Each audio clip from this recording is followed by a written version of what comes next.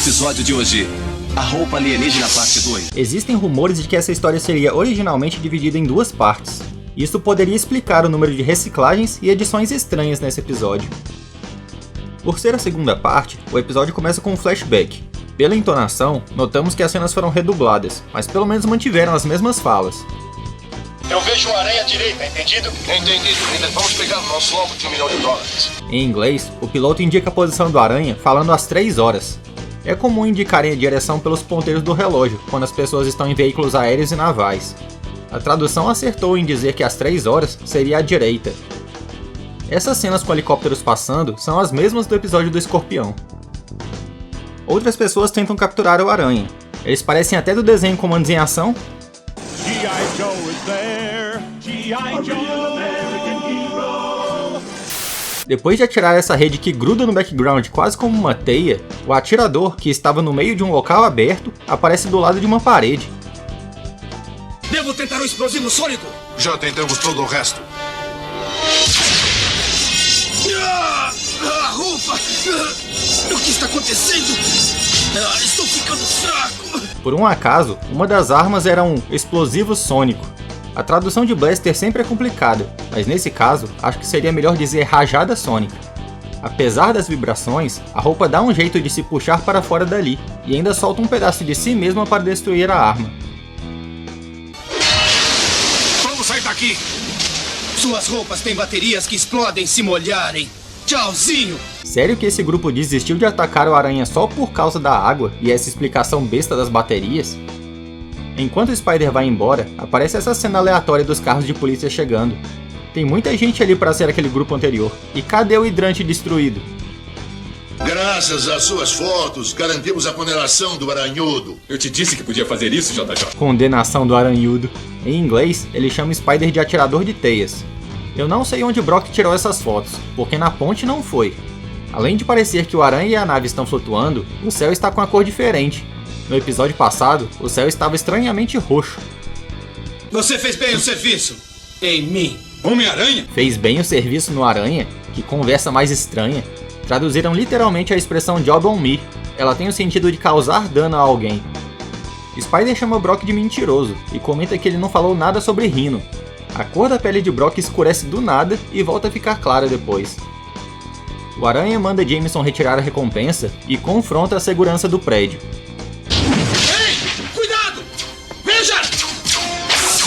Eu quase me descontrolei de novo. Essas cenas dele na cidade já haviam aparecido antes nesse episódio. Em um laboratório do Rei do Crime, vemos os compradores do Prometheum X. Eles parecem capangas aleatórios. Nós não deveríamos usar roupas protetoras. Não, o Prometheum X não irradia até se aquecer. Essa é a parte boa dele. O material fissionável mais poderoso do universo e você pode levá-lo até num bolso. Olhando assim, parece até que Smythe já analisou a pedra, né? Mas vamos ver que não. Com apenas 1 grão, Alistair mostra o poder destrutivo do Prometheum X. Esse pedaço que vocês têm pode destruir o planeta inteiro.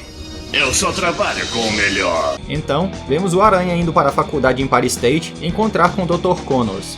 Você é um homem procurado. Por que eu não deveria chamar a segurança? Já lhe ajudei uma vez quando estava desesperado. Lembra-se do lagarto? Poderia ter lhe entregado, mas não fiz. Na versão brasileira, colocaram uma fala a mais mencionando o lagarto. Aquela transformação de Connors que ocorre no primeiro episódio do desenho. Foi uma boa forma de situar o espectador. Nessa cena, eles mantiveram o background, mas deram um close em Connors, ficando algo estranho. Ao tentar pegar uma amostra da roupa, ela reage. Estranho que depois de cortada, a amostra não tenta voltar para o corpo do aranha, sendo que ele estava segurando ela na mão. Então, Spider finalmente descobre que sua roupa preta é um ser vivo. Aparentemente, é um simbiótico. Um organismo que sobrevive agregando-se ao outro. Neste caso, eu. Mas a roupa não só se agrega. Com o tempo, ela substitui. Por vários anos nos quadrinhos, ele foi chamado simplesmente de simbionte, sendo que nesse episódio decidiram chamar ele de simbiótico. As características e origens desse ser foram sendo mais detalhadas ao passar dos anos. O que se tem de informação atualmente é que os simbiontes são da raça alienígena Clinta e foram criados por uma divindade maligna chamada Nu. Connors manda o aranha se livrar da roupa, mas ele diz que precisa dela para resolver umas coisas. O sujeito foi embora. O homem E roupa de rinoceronte. Então tinha um cara com roupa de rinoceronte. Traduziram Element como sujeito, sendo que ele estava falando do Prometheus X. Tô achando que os tradutores assistiam muita entrevista de policial. Estranho que Jameson parecia desacordado depois da queda da nave. Como ele teria visto Rhino roubando o Prometheus X? Ao ouvir sobre Rhino, Jameson percebe que a história de Brock foi inventada e decide despedi-lo, de novo. Apesar de não gostar do aracnídeo, ele coloca seu compromisso com a verdade em primeiro lugar. E por culpa de Ed Brock, um ex-repórter pamparrão que escondeu informações importantes sobre esse caso, tenho o desprazer de cancelar a recompensa pela captura do Homem-Aranha. Na dublagem brasileira, chamaram Ed Brock de fanfarrão, algo que não tinha no original. É um brincalhão. Isso é um fanfarrão! Como o Brock foi testemunha do roubo, o Rei do Crime decide mandar alguém atrás dele. Enquanto Ed colocava a culpa de todos os seus problemas no Homem-Aranha, o aracnídeo invade a casa dele pela janela e encontra as fotos que ele havia tirado do Rhino. Não é muito higiênico, mas bem pensado. E agora o Sr. Brock vai aprender uma lição séria sobre os perigos da mentira. Que lugar mais estranho para se guardar fotos? Ele teria que tirar elas dali toda vez que fosse tomar banho. Isso se ele estivesse tomando banho, né? Engraçado que só apareceram fotos genéricas da nave, e nenhuma do Rhino.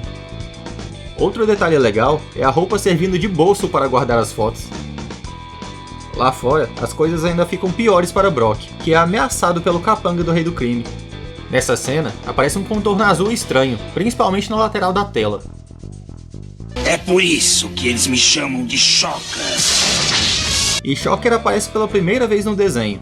Herman Schultz era um arrombador de cofres que tinha muita habilidade com ferramentas. Enquanto estava na prisão, ele conseguiu criar dispositivos que emitiam poderosas vibrações, dos quais ele usou para fugir. Além das manoplas, ele também criou uma roupa que absorve o impacto das vibrações e também serve de escudo contra ataques. Mas o que é isso? Uma briga e ninguém me convida? Fique fora disso! É um bom conselho.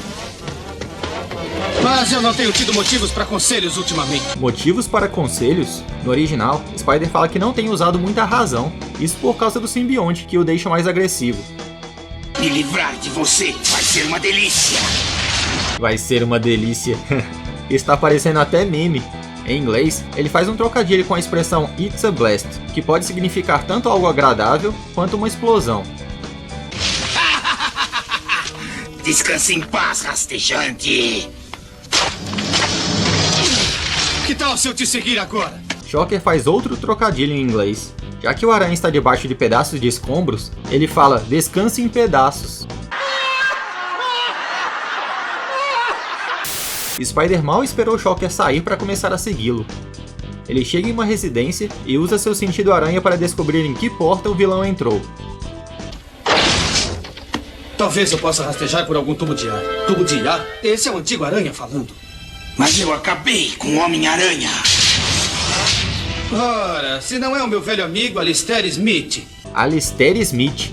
Cada vez fala o nome de um jeito diferente, mas o jeito certo de falar Alistair Smythe passa longe.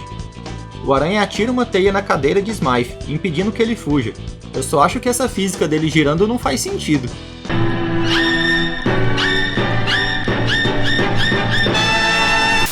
Ainda vemos Smythe girando por mais uma cena, mas na cena seguinte, a sua cadeira simplesmente para. Engraçado que dá pra notar a cadeira virando antes do poder de Shocker pegar nela. O Prometheus X cai no chão e o Homem-Aranha aproveita o momento para pegá-lo e sair do local. Eu vejo que você está ocupado, então eu já vou ir. No original, o Aranha faz um trocadilho com Smythe, usando a expressão tied up, que pode significar tanto amarrado quanto ocupado. E logo depois, temos essa edição bizarra. O Aranha pula, mas ressurge no chão depois da rajada. Em casa, ele analisa a pedra e descobre seu potencial destrutivo. Destaque para essa cena em 3D das moléculas, que ficou bem legal. Eu só fico imaginando como ele tinha um computador tão bom como esse em casa, sendo que ele nem ganhava tanto dinheiro assim. Para pegar o Prometheus X de volta, o Rei do Crime tem a ideia de capturar algum refém para servir de troca. Essa cena dele nas sombras é a mesma do episódio da Viúva Negra. Nessa cena do corredor, não dá para ouvir nada na versão brasileira, mas no original, uma enfermeira chama o Dr. Kravitz. Será essa uma referência ao Lenny Kravitz? Eles já tinham feito uma do Aerosmith no episódio passado, né? Shocker sequestra J. Jr. do hospital e depois vai até a casa de Jameson pedir o resgate. Achei estranho esse background verde atrás de Jameson, já que atrás dele tem uma janela. Depois tem essa cena em 3D, que vai do apartamento até a rua e mostra Ed Brock. Fica até parecendo que ele viu o que aconteceu lá em cima. Jameson então aparece na TV, pedindo ajuda ao Homem-Aranha. O background de Jameson aparece roxo aqui, mas depois vemos que ele ainda está em frente à janela. Além disso, esse papel na mão dele parece que duplica de tamanho na outra cena. Então agora eu devo ir correndo quando você chama. Isso é pelo John, velhote. Não por você. Estou ficando cansado de resolver as suas confusões, Jameson. Sabia que se eu te seguisse alguma coisa ia acontecer. Ed Brock está tão sem noção que acha que os dois estão tramando alguma coisa contra ele. Notem que ele já aparece com a sua roupa normal, sendo que ele começou a dirigir vestido com um sobretudo cinza. Outro detalhe é que o carro de Jameson é o mesmo do episódio com o Dr. Octopus, e tem a placa JJJ, assim como a da limousine do episódio com o Mistério. Cadê o John? Primeiro, me dê o Prometheus X. Não até nós vermos o Coronel Jameson. Filho! Nossa, Smythe agora fez mágica. J. Jr. apareceu atrás dele do nada. Desta vez você foi longe demais, Mr. M. Spider entrega o Prometheus X para Smythe, e Jameson foge dali com seu filho. Como já esperado, Shocker aparece para enfrentar o Aranha. Se você acha que isso é uma surpresa, então você vai ter um choque de verdade. Agora eu vou cortar você em pedaços! Oh, estou chocado! Sério, Shocker já pode ir pra Praça é Nossa. O número de trocadilhos por minuto dele é muito alto. E de novo, trocaram a cena sem mudar o background. O escudo que parecia de ferro aparece muito mais claro na cena seguinte. E essa arma que cai próximo de Brock parecia bem diferente no mostruário. Volte aqui! Essa cena foi toda estranha. Na dublagem, parece que o Aranha e Shocker falam ao mesmo tempo, com um falando vem e o outro falando volte aqui. Em inglês, só o Aranha fala, chamando o Shocker de patético. E tem essa edição toda zoada, com reciclagens e cenas ultra rápidas.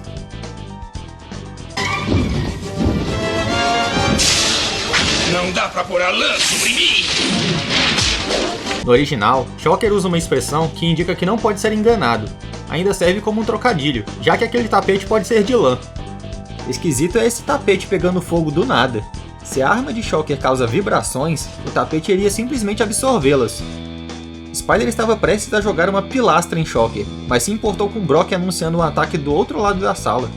O vilão então aproveitou o momento para derrubar o aracnídeo. Depois que Brock foge, o Aranha pega mais uma pilastra para arremessar em Shocker. O vilão então cria um caminho para fugir. Dava para ver que Shocker passaria em pé naquele buraco, mas na cena seguinte, o buraco parece bem menor. Shocker! Você não pode escapar! Eu vou te seguir até o fim do mundo! Essa cena acabou virando meme, de tão exagerado que o dublador foi no original. Eles tentaram fazer da mesma forma na versão brasileira, mas não teve o mesmo impacto. Shocker! You can't escape me! I'll chase you to the ends of the earth! Espera aí! Em que vão te ajudar estas chamas agora? Essa tradução de Blaster. Spider fala que os dispositivos de Shocker são chamas, apesar de só dispararem vibrações. Brock aparece e ataca o Aranha. Só não fez muito sentido, já que o Shocker também tem a missão de lidar com Brock. O Aranha decide prendê-lo para mais tarde dar uma lição nele. Essa teia realmente deve ter vida própria. Olha a curva que ela faz atrás dele. Logo depois, Shocker dispara uma rajada bem ao lado de onde Ed está preso, mas mesmo assim, a teia conseguiu resistir ao impacto. Spider arranca uma barra de concreto e usa para destruir os dispositivos de Shocker. O vilão ainda tenta atacá-lo, mas o Aranha pega seus braços e ameaça jogá-lo lá embaixo. Notem que o background tem um movimento constante, mas os dois dão uma bugada. Ei, você que é o mocinho aqui, não pode fazer isso! Por que não? Eu tenho o poder. Poder! Poder! Um poder incrível! Ao perceber que tem poder para fazer qualquer coisa, ele lembra da frase do Tio Ben sobre poderes e responsabilidades. Esses flashbacks que aparecem são dos episódios do Dr. Octopus e do episódio do Mistério. O Aranha decide parar, mas o simbionte ataca Shocker, derrubando ele lá de cima. A pancada deve ter sido muito forte, porque conseguiu arrancar o vilão das mãos do aracnídeo. Outro detalhe é que nessa cena mostra o parapeito quebrando, mas na anterior ele parece intacto enquanto o Shocker cai.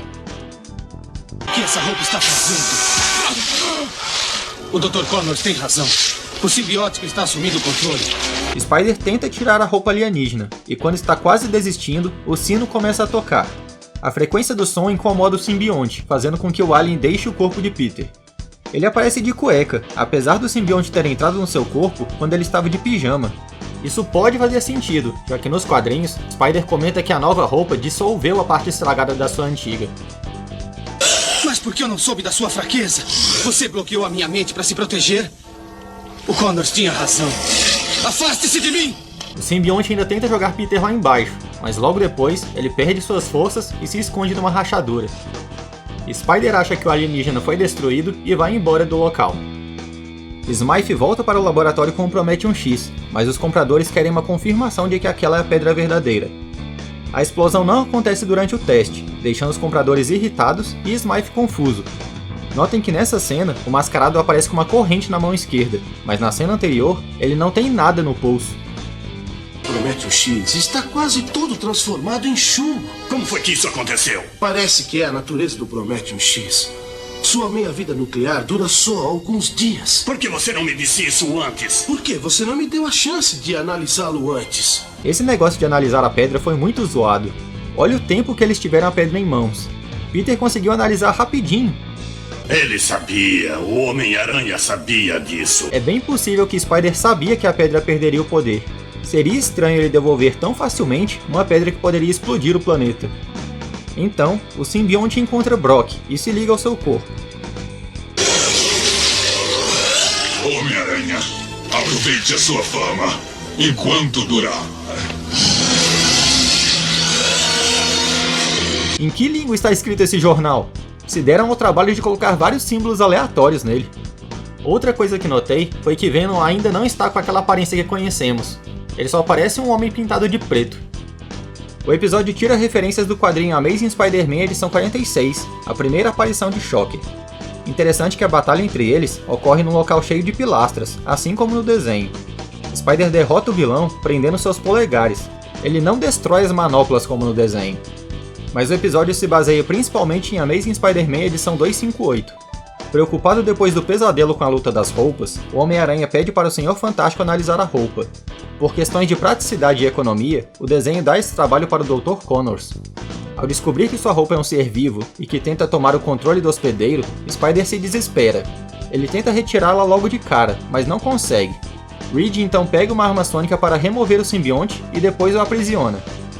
Por curiosidade, é nesse quadrinho que Peter usa o uniforme do Quarteto Fantástico e o saco na cabeça. Como ele precisava de uma roupa e o quarteto não usa máscaras, essa foi a solução. Então nos quadrinhos Peter Parker The Spectacular Spider-Man edições 99 e 100, é revelado que o simbionte conseguiu fugir. Possuindo o corpo de Leonard Elkhart, ele faz seu caminho de volta ao apartamento de Peter. É também a edição em que a Black Cat oferece um uniforme preto para Spider, dizendo que ele ficava sexy de preto. Ainda traumatizado com o simbionte, o Aranha se recusa a usar a roupa naquele momento. Essa história continua no quadrinho Web of Spider-Man, edição 1. O simbionte se disfarça como a roupa normal do herói, que acaba o vestindo. Achei interessante o fato de que o simbionte consegue se transformar, mesmo fora de um hospedeiro. O Aranha tenta ir para o prédio do Quarteto Fantástico, mas a roupa começa a restringir seus movimentos. Então, numa batalha contra um grupo que usava a tecnologia do Abutre, nosso herói acaba caindo perto de um sino. Disposto a se sacrificar para destruir o simbionte, Spider fica bem ao lado do sino e as vibrações dele separam os dois novamente. Diferente do desenho, o simbionte retira Peter de perto do sino como se quisesse protegê-lo. Depois, temos a impressão de que o alien foi destruído, mas em Amazing Spider-Man edição 300, descobrimos que o simbionte se escondeu nas rachaduras e encontrou seu caminho para se ligar com Ed Brock.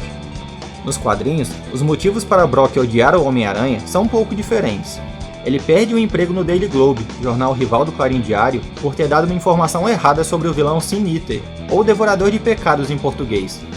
Isso acontece por influência do Homem-Aranha, que havia descoberto a verdadeira identidade daquele vilão, tirando assim toda a credibilidade do repórter. Algo que o desenho não adaptou, provavelmente por conta de censura, é o fato de que o sino se encontra em uma igreja. Brock estava lá pedindo perdão por ter cogitado se suicidar. Essa igreja não existe na vida real. Bom, e isso é tudo para esse vídeo. Muito obrigado aos nossos doadores. A batalha contra o Venom vai estrear no final do mês, então se inscreva e ative o sino. Até a próxima!